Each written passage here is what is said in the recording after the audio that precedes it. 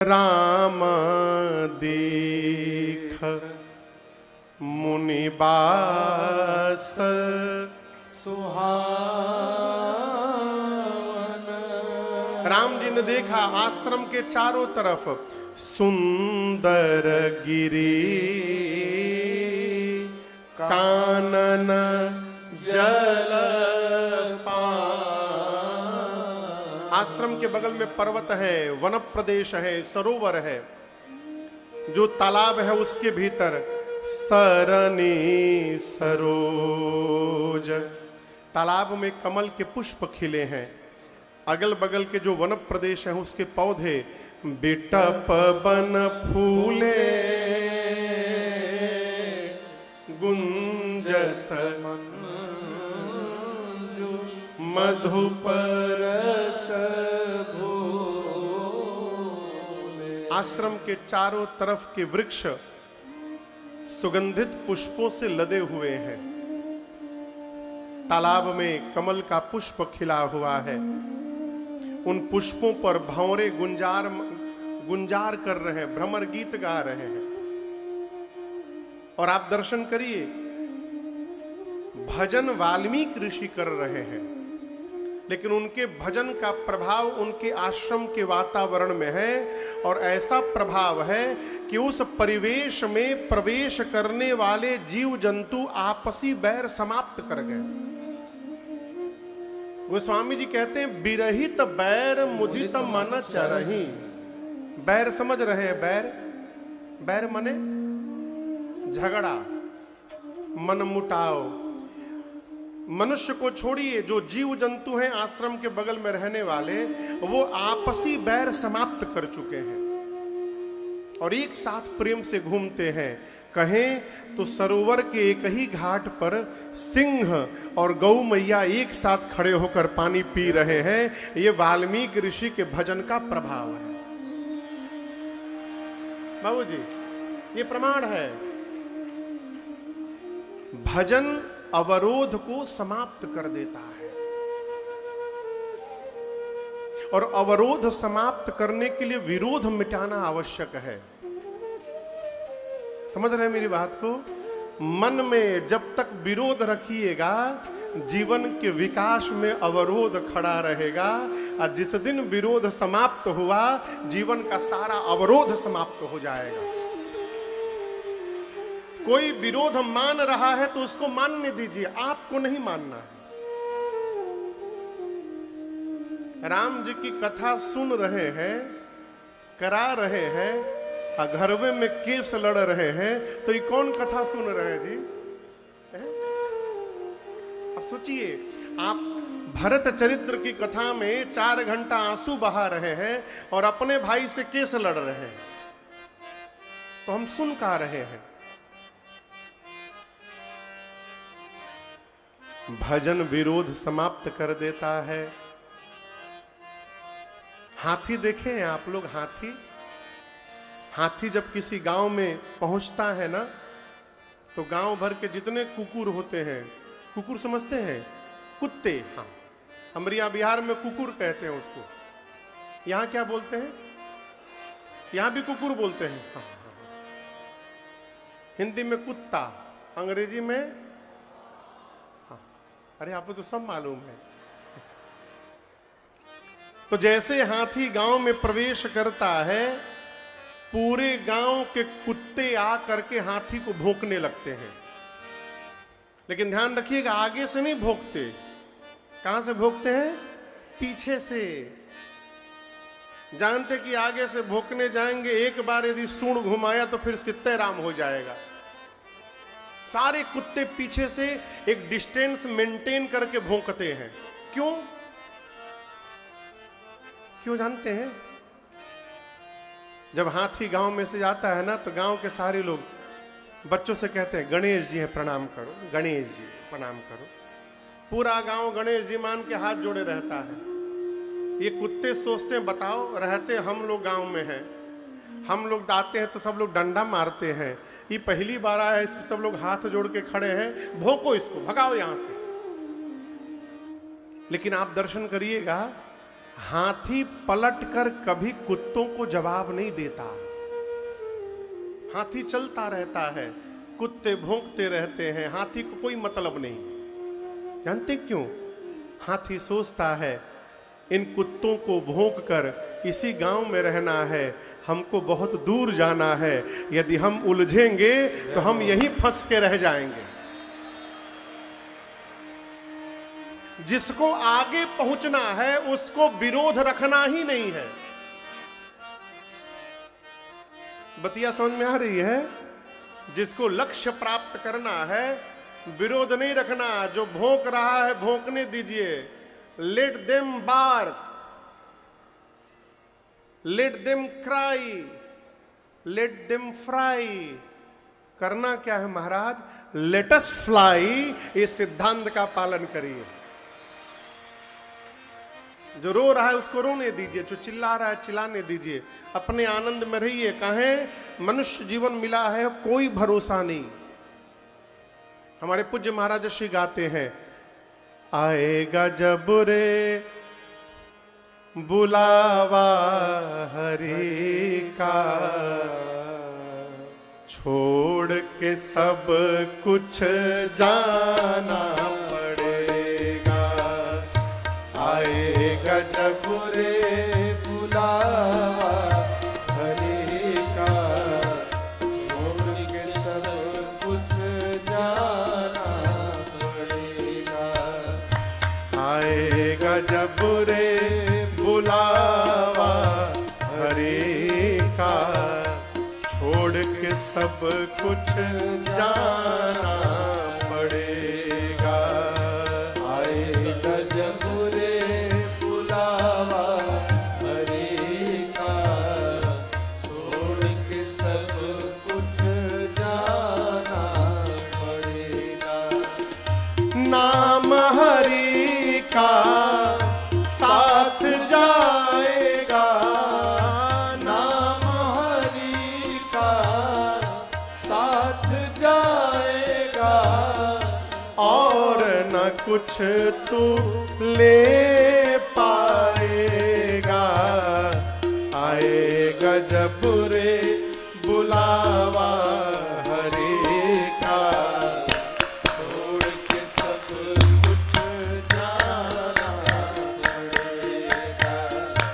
आएगा जब रे बुलावा हरि का, छोड़ के सब कुछ जाना पड़ेगा।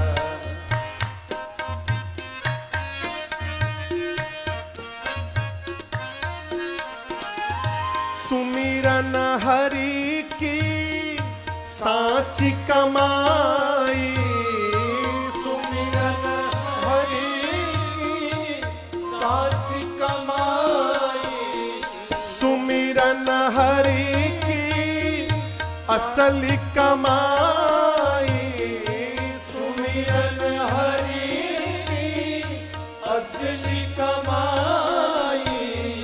झूठी जग की सब है सगाई, झूठे जग की सब है सगाई।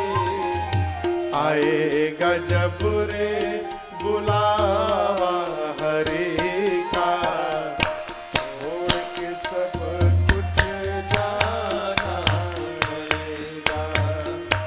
आएगा जब रे बुलावा हरि का, छोड़ के सब कुछ जाना पड़ेगा।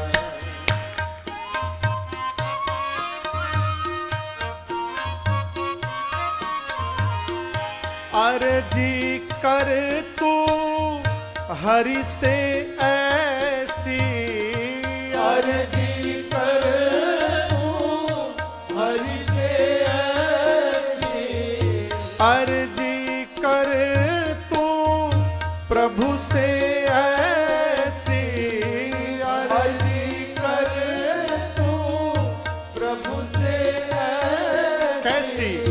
भक्ति मिले मीरा के जैसी, भक्ति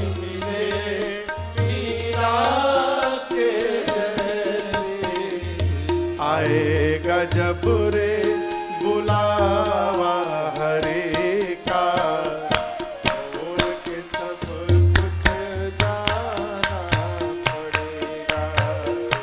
आएगा जब रे बुलावा हरे का, छोड़ के सब कुछ जाना पड़ेगा।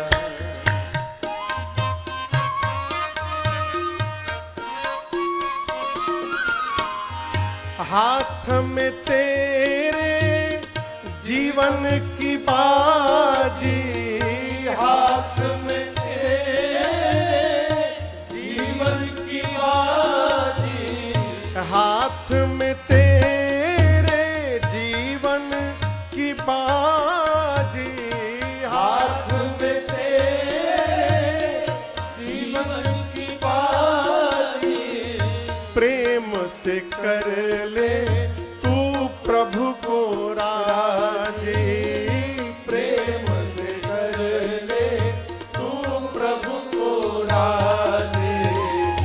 आएगा जब रे बुलावा हरे का, छोड़ के सब कुछ जाना पड़ेगा।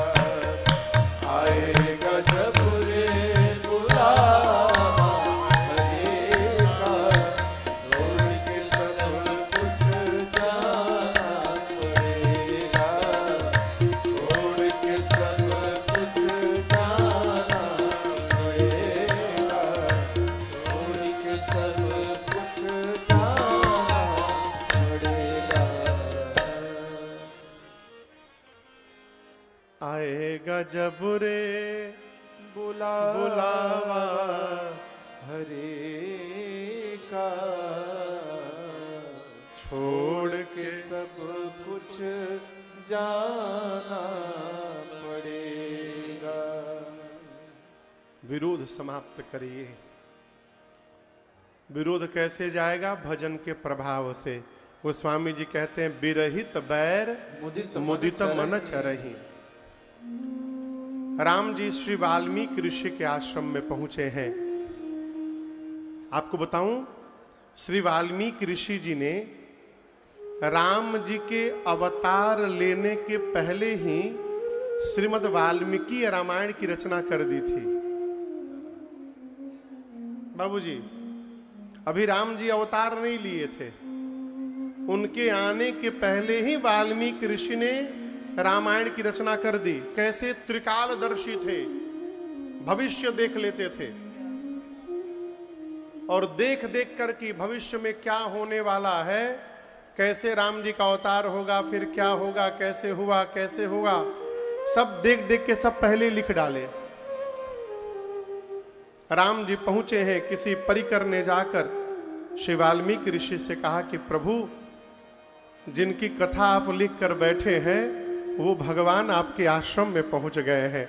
ए वाल्मीकि ऋषि सुने न हो, कुटिया से बाहर दौड़ पड़े। उधर से वाल्मीकि ऋषि आए, इधर से राम लक्ष्मण जी देखे। जैसे भगवान ने देखा, राम जी दौड़ पड़े और जाकर भगवान ने दंडवत किया। बाबा कहते हैं मुनि कहूँ रामा दंडवत कीन्हा, मुनि कहूँ रामा दंडवत कीन्हा। वाल्मीकि जी ने आशीर्वाद विप्रवर दीन्हा, आशीर्वाद विप्रवर दीन्हा। देखी राम छवि नयन जुड़ाने, देखी राम छवि नयन जुड़ाने, करि सनमाना आश्रम हियाने, करि सनमाना आश्रम हियाने। मुनि बार आती थी प्राण प्रिय पाए, मुनि बार आती थी प्राण प्रिय पाए, कंद मूल फल मधुर मंगाए, कंद मूल फल मधुर मंगाए, कंद मूल फल मधुर मंगाए।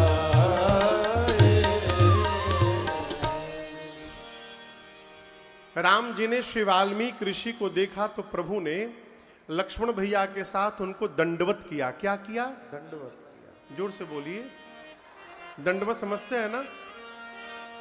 कैसे करते हैं?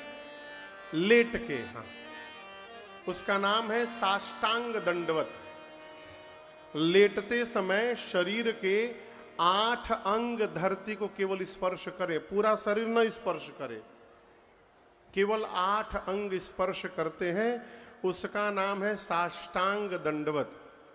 भैया दूसरी बात, दंडवत किसको करना चाहिए?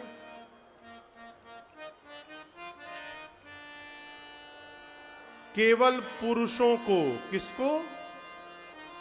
माई लोगों को नहीं करना चाहिए, लेकिन पुरुष लोग के जगह माइये लोग दंडवत करने लग रही हैं। अब पुरुष लोग तो वाईफाई प्रणाम कर रहे हैं। अब प्रणाम नियम तो दंडवत करने का है नहीं, दंडवत तो कम से कम चरण छू के प्रणाम किया जाए। लेकिन आजकल कहाँ कोई चरण छू रहा है, कोई घुटना छू रहा है, कोई कमर छू रहा है, कोई पिटवे छू के प्रणाम कर रहा है। किसी का तो छूने का भी काम नहीं। महाराज का हो ही गया प्रणाम। माताओं को लेटना नहीं धरती पर मना है, दंडवत नहीं करना। कितने भी बड़े महात्मा क्यों न हो, हाथ जोड़ के प्रणाम करिए। घर में कोई महापुरुष आवे, चरण स्पर्श करके प्रणाम करिए। हाँ। बेटियों को तो किसी का पांव नहीं छूना चाहिए। कितनों बढ़ के महात्मा कहे ना आ जाए, जिसका विवाह नहीं हुआ है उस बेटी को चरण स्पर्श नहीं करना चाहिए, दूर से हाथ जोड़ के खाली प्रणाम करना चाहिए, बस ऐसे। राम जी ने श्री वाल्मीकि ऋषि जी को दंडवत किया है। अब यहां समझिए, वाल्मीकि ऋषि जान रहे हैं कि ये राम जी ब्रह्म है। उनको मालूम है कि राम जी भगवान हैं, लेकिन राम जी भी जान रहे हैं कि मैं भले भगवान हूं, लेकिन इस समय मैं एक राजा का बेटा हूं और लीला कर रहा हूं। और राजकुमार का पहला धर्म है, कोई संत महात्मा दिखाई पड़े तो उनके चरणों में साष्टांग दंडवत करे। इसलिए राम जी ने दंडवत किया उनको। ये प्रसंग मैं क्यों सुना रहा हूं? सामने वाला आपको क्या समझ रहा है, ये सामने वाले को समझने दीजिए। आप अपने को क्या समझ रहे हैं, इस पर टिके रहिए, नहीं तो ये दुनिया वाले भगवान बना देंगे आपको। हाँ। आज दिन में बैठा था तो कुछ लोग मिलने आए थे, एक माई भाव में थी। उन्होंने कहा, महाराज बहुत आनंद आ रहा है कथा में, आप जब राम जी की कथा कहते हैं तो लगता है सामने राम जी बैठे हैं। लक्ष्मण जी की कथा सुनाते हैं तो लगता है सामने लक्ष्मण जी बैठे हैं। मैं सुनता रहा, फिर मैंने धीरे से कहा, माई रावण की कथाओं में कहीं रावण जैसा नहीं लगते ना?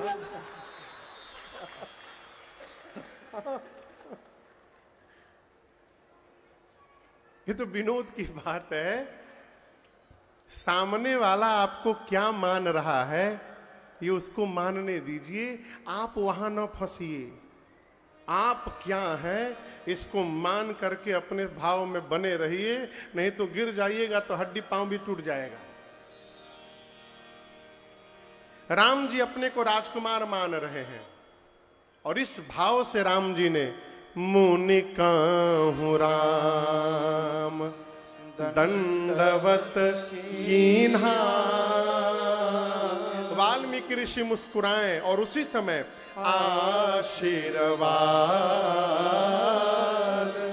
विप्रवर दीना। बच्चों में एक संस्कार बचपन से डालिए। बोलूं, घर में कोई आवे ना तो उसको हेलो अंकल ना बोले, हेलो हाय छोड़िए, सीताराम बोलिए। वो जय माता दी वैष्णो देवी जाएंगे तब बोलेंगे।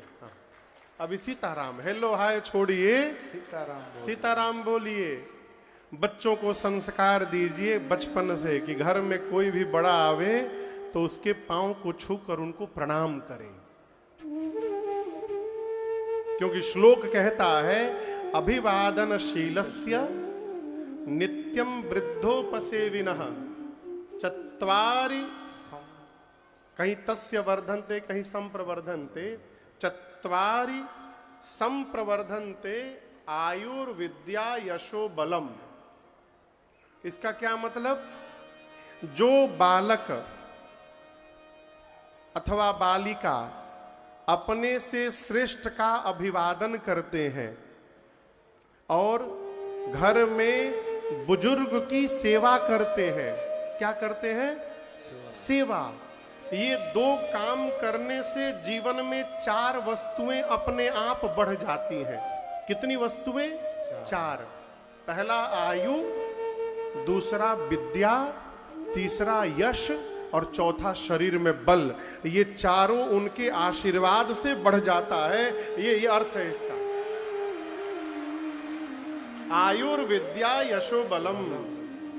4 यदि जीवन में बढ़ाना है तो बच्चों से कहिए प्रणाम करें। मार्कंडे ऋषि नाम सुने हैं आप लोग? कौन कौन सुना है? सभी लोग सुने हैं। अमर है, अमर। लेकिन आपको बताऊं, जन्म लिए थे तो अमर नहीं थे, बहुत कम उम्र थी उनकी।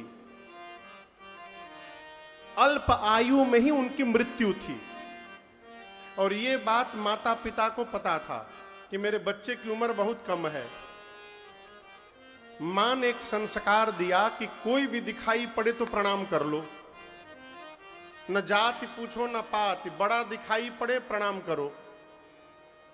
मार्कंडेय ऋषि इस स्वभाव को जीवन में ढाल लिए। कोई भी बड़ा दिखाई पड़ता था ना, उसको दंडवत कर लेते थे। एक दिन नारद जी आ रहे थे। मार्कंडेय ऋषि छोटे से थे, देखे संस्कार मां का दिया हुआ, जाकर दंडवत कर गए और नारद जी के मुख से निकल गया चिरंजीवी भव। क्या निकल गया? चिरंजीवी भव। अमर हो जाइए, चिरकाल तक जीवित रहिए। जैसे बोले, मार्कंडेय ऋषि उठ करके हाथ जोड़कर बोले, मुनिवर आपका आशीर्वाद विफल हो जाएगा। बोले क्यों? तुम जानते नहीं हो मेरा नाम नारद है। नारद कौन? जिसकी कही हुई बात कभी रद्द न हो, उसका नाम नारद है। मेरा आशीर्वाद कैसे विफल हो जाएगा? मार्कंडेय ऋषि बोले, आप नहीं जान रहे हैं हमको। मेरी अल्प आयु है, केवल अल्प आयु, थोड़ी उम्र में मैं मरने वाला हूं। और आपने चिरंजीवी कह दिया तो बताइए विफल होगा कि नहीं होगा? अब नारद जी टेंशन में कि मेरा आशीर्वाद फेल हो गया। बोले काम करता हूं, एक जगह तुमको लेके चल रहा हूं और ध्यान से सुनो। तुमको अकेले मैं भीतर भेजूंगा, जाना बिना कुछ बोले, जैसे हमको दंडवत किए थे वहां भी दंडवत कर लेना, तब बाद में मैं पीछे से आऊंगा। मार्कंडेय जी बोले ठीक। नारद जी लेके गए ब्रह्मलोक, ब्रह्मा जी के पास मार्कंडेय ऋषि को। बाहर खड़े हो गए, बोले जाओ भीतर जाके दंडवत करो। मार्कंडेय ऋषि गए, जाकर दंडवत कर लिए ब्रह्मा जी को। अब ब्रह्मा जी के भी मुख से निकल गया चिरंजीवी भव। जैसे ब्रह्मा जी बोले चिरंजीवी भव, नारद जी बोले अब हम टेंशन फ्री हो गए। अब हम टेंशन फ्री। नारद जी, ब्रह्मा जी बोले कैसा टेंशन? नारद जी बोले हमहू बोल दिए थे चिरंजीवी भव। और इनकी बहुत कम उम्र है। अब आप बोले हैं आप जानिए क्या होगा, हम तो फ्री हो गए। अब उसी समय ना ब्रह्मादि रजिस्टर उठाए और उनकी अल्प आयु को मिटा करके और मार्कंडे ऋषि को चिरंजीवी बना दिए। वो चिरंजीवी हो गए। कैसे हो गए? केवल प्रणाम करने से। इसलिए बच्चों को सिखाइए, जो भी दिखाई पड़े, अरे सिया राम कह दिया है, जो राह में मिले हैं, सिया राम कह दिया है। राम जी ने दंडवत किया श्री वाल्मीकि ऋषि को। वाल्मीकि जी ने मेरे प्रभु को आशीर्वाद दिया है। आदर सम्मान करके भीतर ले गए, आश्रम में बिठाया है, कंद मूल फल मंगा कर दिया है राम जी को। प्रभु पाए हैं। थोड़ी देर राम जी मां के साथ विश्राम किए हैं और उसके बाद राम जी उठ करके और एकांत में वाल्मीकि ऋषि के पास जाकर के बैठ गए। अब वाल्मीकि ऋषि और राम जी के बीच संवाद प्रारंभ हुआ। वाल्मीकि ऋषि ने पूछा, राम वन में क्या करने आए हैं आप? राम जी बोले, मुनिवर तुम त्रिकाल दर्शी मुनि नाथ। हे वाल्मीकि जी, आप तो त्रिकालदर्शी हैं। त्रिकालदर्शी मतलब? त्रिकालदर्शी मतलब हाँ, जो भूत भी जानता है, जो वर्तमान भी जानता है और जो भविष्य भी जान रहा है। वाल्मीकि जी, आप तो त्रिकालदर्शी हैं। आप सब जानते हैं कि हम लोग वन में क्यों आए हैं, उसके बाद भी आप पूछ रहे हैं। वाल्मीकि जी ने कहा, राम मैं जानता हूं, लेकिन मैं आपके मुख से सुनना चाहता हूं, आप वन में क्या कर रहे हैं। जानते हैं क्यों सुनना चाहते हैं वाल्मीकि ऋषि? इसका कारण है। कारण क्या है? हम जब कहीं बोलते हैं ना, राजन हो चाहे आप हो, कोई भी हो, पुलक बाबू, हम समाज में जब बोलते हैं तो हम नहीं बोलते, हमारे घर का संस्कार बोलता है। हम जब बोलते हैं तो हम अपने पूर्वजों का परिचय देते हैं। हम जब बोलते हैं तो हमारा चरित्र बोलता है। हम जब बोलते हैं अपने घर का, अपने पितरों का संस्कार बोलता है। इसलिए बोलते समय बहुत सावधान रहना चाहिए। ऐसी वाणी बोलिए मन का आपा खोए, औरन को शीतल करे आपहु शीतल हो। ऐसी वाणी बोलिए कि कोई क्रोध करने वाला जीव भी यदि क्रोध में आपके सामने आया हो तो आपकी वाणी सुनकर उसका क्रोध समाप्त हो जाए। हमारे श्रीधाम अयोध्या में एक महात्मा है, गोलाघाट में। अब तो बहुत वृद्ध हो गए हैं, राष्ट्रवादी महापुरुष अभी हैं, वृद्ध हो गए हैं बहुत। उनके आश्रम में एक आदमी उनको गोली मारने आ गया। बहुत पहले की बात है, दोपहर का समय था, गर्मी से एकदम खून पसीने से लथपथ। जब दरवाजा बजा तो महात्मा जी गेट खोले तो वो बंदूक लेके खड़ा है गोली मारने के लिए। महात्मा जी बोले, कहाँ है हो? बोले, मैं आपको मारने आया हूं। बोले, मारना ही तो मार लेना, अकेले हूं मैं आश्रम में, पसीने से तरबतर हो, आओ थोड़ा कुछ हवा में हवा खा लो, पानी उनी पी लो, फिर मार लेना। उसको लेके गए भीतर, बिठाएं, प्लेट में मिठाई, गिलास में पानी लाके दिए। बोलो, पानी पियो पहले तुम, ये गमछा लो, पसीना पोछो पहले। पंखा चालू किए, वो बैठा, पानी पिया, मिठाई खाया। उसके बाद जब पानी पी लिया तो महात्मा बोले अब मार दो गोली। बंदूक फेंक के चरण में लिपट गया, क्षमा मांगने लगा, क्षमा करिए मेरे से अपराध होने जा रहा था। है? बोलते समय सावधान रहना चाहिए। ऐसा नहीं बोलना चाहिए कि ऐसी वाणी बोलिए सबसे झगड़ा होए। हाँ, कहो, कदापि नहीं। ऐसी वाणी बोलिए सबसे झगड़ा होए, और उससे कबहू न बोलिए जो आपसे तगड़ा होए।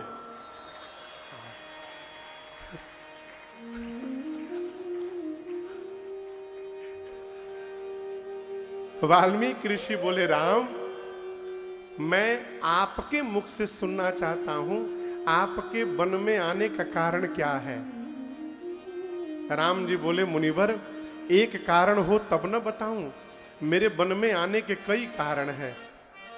राम जी कहते हैं, तात बचन पुनिमा तुहित भाई भरत अस मो कहूँ दरस तुम्हार प्रभु, सब मम पुण्य प्रभा। बोले मेरे आने का सबसे पहला कारण पिताजी के वचन की रक्षा हो जाए। तात वचन। यहां बहुत सारे युवा लोग भी बैठे हैं। एक बात निवेदन करूं, एक पुत्र के जीवन का सर्वश्रेष्ठ धर्म जानते हैं क्या है? राम जी जब सुने कि मां कैकेयी ने मेरे लिए वनवास मांग लिया है, तो राम जी सीधे मां कौशल्या के पास गए। मां कौशल्या को भी पता नहीं था कि राम को वन जाना है। मां जानती है कि 2 घंटे बाद राम का तिलक होने वाला है। राम जी भी स्नान नहीं किए थे, बाबूजी सो के जगे थे। तब तक सुमंत जिले के महाराज के पास चले गए थे, कैकेयी जी के भवन में। राम जी को सब पता चल गया। वहां पर कौशल्या मैया के पास आए। कौशल्या मैया देखी तो नाचने लगी, दुलार की, माथा चूमी राम जी का, बोली आज मेरा राघव युवराज बनने वाला है। राम जी मां को बिठाए, बगल में बैठे। अब पूछे मां से, मां ये बताओ मैं बड़ा हूं कि अयोध्या भरत? राम जी क्या पूछे, मैं बड़ा हूं कि भरत? आप लोग बोलिए, बड़ा कौन है? राम जी। मां बोली तुम बड़े हो। राम जी फिर पूछे, अयोध्या बड़ी है कि जंगल बड़ा है? आप लोग बोलिए। मां बोली जंगल बड़ा है। राम जी बोले, मां रात भर में पिताजी ने धर्म का विचार कर लिया है। कैसे? मैं बड़ा बेटा हूं ना, तो बड़े बेटे को जंगल का बड़ा राजा बना दिया है। अब भरत छोटा है, उसे अयोध्या का छोटा राजा बना दिया। राम जी ने यह नहीं कहा कि मुझे जंगल भेजा जा रहा, नहीं। क्या कहा? पिता दीन मोहि कानन राजू। पिताजी ने मुझे जंगल का राजा बनाया है। मां कौशल्या मैया सुनी न तो सूख गई। मां हृदय कांपने लगा मां का। गोस्वामी जी कहते हैं, मां को जब पूरी बात पता चली तो मां की गति वैसे हो गई जैसे सांप और छछुंदर की होती है। छछुंदर देखे हैं आप लोग? कैसा होता है? चूहे जैसा होता है, चूहे जैसा। हम तो नहीं देखे आज तक, न जाने आप लोग कहां देख लिए, भगवान जाने। देखे छछुंदर? रायबरेली में हो थोड़ी कहीं। हमने ऐसा सुना है, वो मैं आपको बता रहा हूं। मानस में लिखा है, भय गति सांप छछुंदर केरी। कैसे? सांप जब छछुंदर को देखता है तो उसको लगता है चूहा है, उसको पकड़ लेता है मुख में। सांप पकड़ने के बाद उसको पता चलता है तो गड़बड़ हो गया हो, ये तो छछुंदर है। अब फंसता कैसे सांप? कहते हैं यदि उसको घोंट लेगा भीतर तो सांप मर जाएगा, अब बाहर निकालेगा तो अंधा हो जाएगा, ऐसी मान्यता है। उसी को कहते हैं भई गति सांप छछुंदर केरी। अब उसी में फंसा हुआ है। इसी स्थिति में मां कौशल्या हो गई। प्रेम कहता है पुत्र को मां की गोद में रहना चाहिए, धर्म कहता है पुत्र को पिता की आज्ञा का पालन करना चाहिए। मां करे क्या? अंत में कौशल्या मैया ने कहा, राम मैं कह रही हूं, एक पुत्र के जीवन में पिता की आज्ञा का पालन करना, इससे बढ़कर सर्वश्रेष्ठ कोई दूसरा धर्म नहीं हो सकता। पितु आ यसु सब धर्म टीका। आपको अवश्य पिताजी की आज्ञा का पालन करना चाहिए, लेकिन अच्छा आप बताओ, संतान पर माता पिता में सबसे अधिक अधिकार किसका होता है?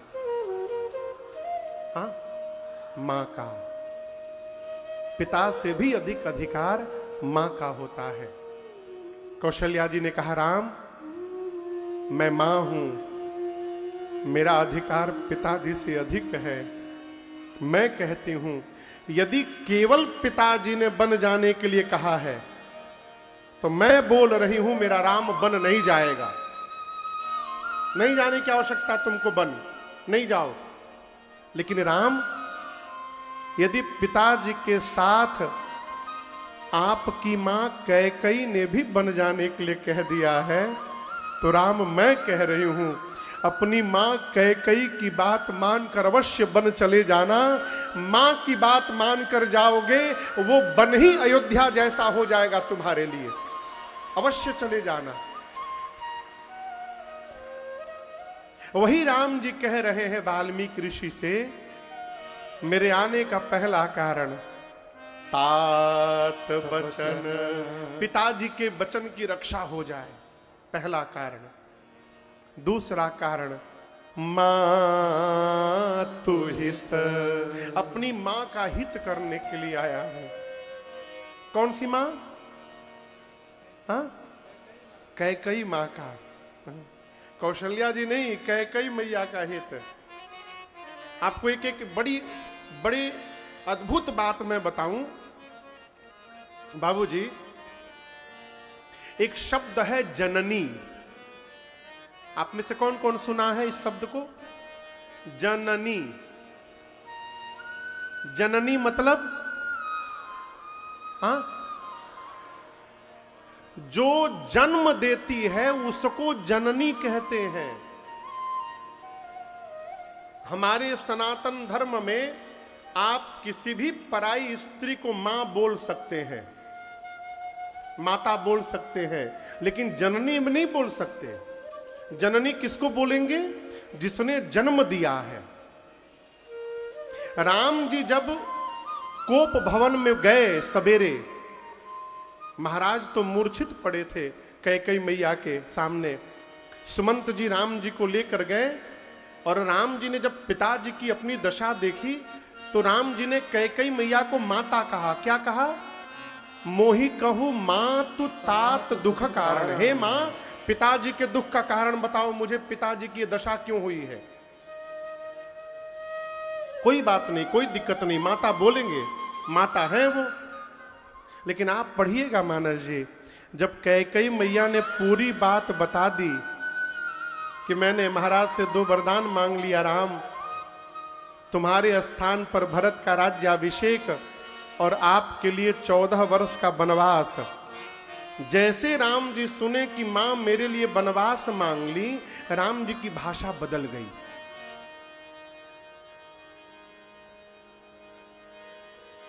जो राम जी आते समय माता बोले थे, अब वनवास की बात सुनकर माता नहीं बोले। क्या बोले? क्या बोले? अरे सुनु जननी सोई सुत बड़ भागी, सुनु जननी सोई सुत बड़ भागी, जो पितु मातु बचन अनुरागे, जो पितु मातु बचन अनुरागे, तनया मातु पितु तोषनिहारा, तनया मातु पितु तोषनिहारा, दुर्लभ जननी सकल संसारा, दुर्लभ जननी सकल संसारा, भरत प्राण प्रिय पावहि राजो, विधि सब विधि मोहि सन्मुख आयो, भरत प्राण प्रिय पावहि राजो, विधि सब विधि मोहि सन्मुख आयो, विधि सब विधि मोहि सन्मुख आयो। राम जी ने मां कैकेयी को क्या कहा? सुनो जननी, जननी बोल दिया हो। राम की जननी कैकेयी नहीं है, कौशल्या है। आप कल्पना करिए, जिस समय राम जी मां कैकेयी को जननी बोले होंगे, मां कैकेयी को कितना आनंद मिला होगा। राम जी क्यों बोले जानते हैं?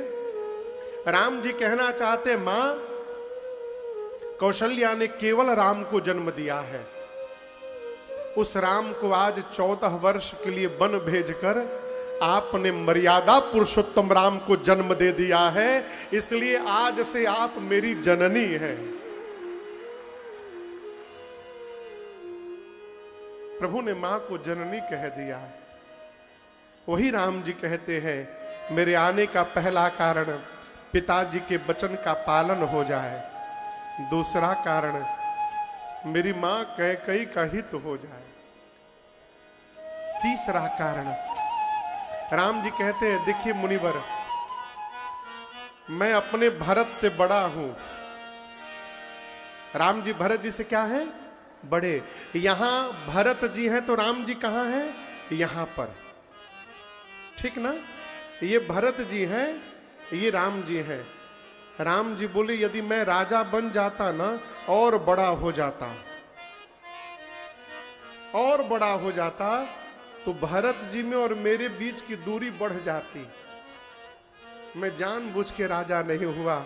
अब मेरा छोटा भाई भरत राजा होगा, तो राजा बनने से वो बड़ा हो जाएगा और हम दोनों के बीच की दूरी कम हो जाएगी। प्रभु, मेरा छोटा भाई बड़ा बने, इसलिए मैं वन में आया। तात बचन पुनि मातु हित, भाई भरत असराव। मेरा भरत राजा बन जाए। देखिए ना, मेरी मां कैकेयी ने सबका हित कर दिया एक ही बार में। वाल्मीकि जी बोले, राम सबका हित तो हो गया, लेकिन आपका क्या हुआ? बन बन पैदल पैदल भटक रहे हैं, आपका कौन सा हित हुआ? आपको तो कष्ट सहना पड़ रहा है। तब राम जी बोले, मुनिवर, मेरी मां ने जितना बड़ा हित मेरा किया है, उतना हित तो किसी का नहीं किया। वाल्मीकि जी पूछे कैसा हित? राम जी बोले यदि मैं वन में न आता तो आज आप जैसे महापुरुष के चरण का दर्शन कैसे प्राप्त कर पाता। मो कहूं दर्श तुम्हार प्रभु सब मम पुण्य प्रभा। ये प्रसंग कह रहा है जीवन के हर समय हर परिस्थिति में यदि आप सकारात्मक विचारधारा रखेंगे तो राम जी की तरह जंगल में भी आनंद में बने रहेंगे। सकारात्मक देखिए। राम जी बोले मुनिवर आपके चरण का दर्शन करके मेरे सारे पुण्य सफल हो गए हैं। मुझे 14 वर्ष अयोध्या के बाहर रहना है। बाहर तो हम आ ही गए हैं, हम आपसे पूछ रहे हैं हम कहाँ रहें। ऐसा स्थान बताइए जहां पर हमारे रहने से किसी को कष्ट ना हो। ऋषि मुनि को वन में कौन रहता है? ऋषि मुनि रहते हैं। तो मेरे रहने से किसी मुनि को कष्ट ना हो जाए ऐसा स्थान यदि आप बताइएगा ना, वहां मैं कुछ दिन वास करना चाहता हूं कुटिया बनाकर। जब राम जी बोले तो वाल्मीकि जी मुस्कुराए, कहे राम साधु साधु, आपके रहने से किसी को कष्ट होगा? आप यदि किसी के पड़ोसी बन जाएं तो उसको कष्ट होगा। उससे बड़ा दुर्भाग्य फिर किसका होगा यदि कष्ट होगा तो? क्या मैं आपको जानता नहीं हूं? राम जी आप कौन हैं? राम जी बोले आप हमको जानते हैं। वाल्मीकि जी बोले केवल आप ही को नहीं, मैं सीता जी और लक्ष्मण जी को भी जानता हूं। राम जी पूछे क्या जानते हैं? वाल्मीकि ऋषि बोले श्रुति से तू पालक राम तुम जगदीश माया जान की। श्रुति से तू पालक राम तुम जगदीश माया जान की। जो सृजति जग पालति हरति रुख पाई कृपा निधान की। जो सृजति जग पालति हरति रुख पाई कृपा निधान की। जो सहस शीस अहिस महि। जो सहस शीस अहिस महि। धरु लखन सचराचर धनी। सूर काज हरि नर राज स्तन। चले दलन खल निशिचर ने। सूर काज हरि नर राज स्तन। सूर काज धरे नर राज स्तन। सूर काज धरे नर राज स्तन। चले दलान खल निशिचर। वाल्मीकि